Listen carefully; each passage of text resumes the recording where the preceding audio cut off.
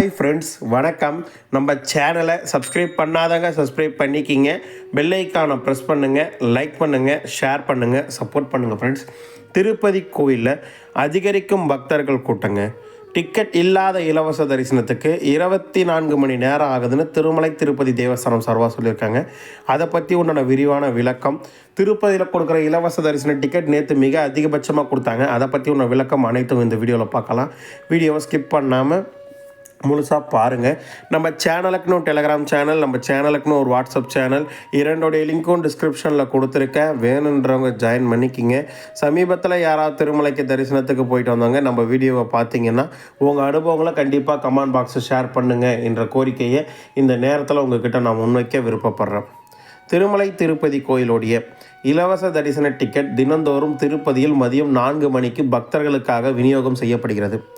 3 இடங்களில் இலவச தரிசன டிக்கெட் வழங்கப்படுகிறது.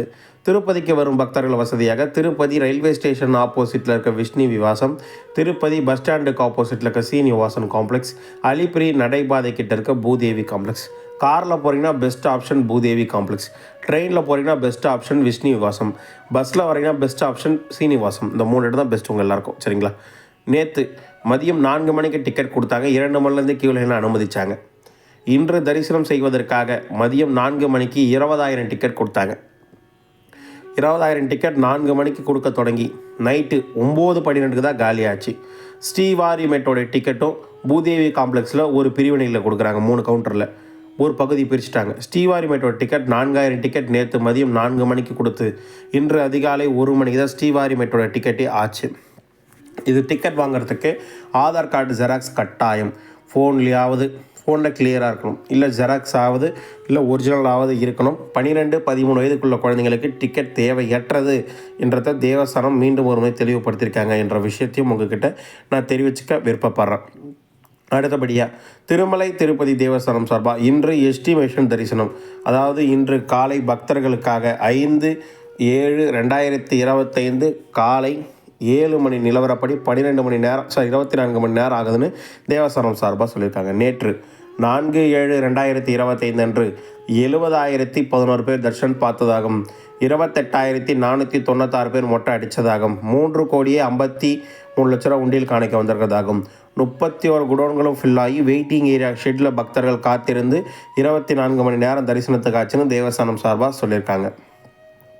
300 ரூபாய் தரிசனத்துக்கு 3 முதல் 4 மணி நேரம் வரையும், இலவச டிக்கெட்டுக்கு 4 முதல் 6 மணி நேரம் வரையும், டிக்கெட் இல்லாத இலவச தரிசனத்துக்கு 12 முதல் 24 மணி நேரம் வரை ஆகலாம்ன்றது என்னுடைய எஸ்டிமேஷனாக உங்ககிட்ட வைக்கிறேன்.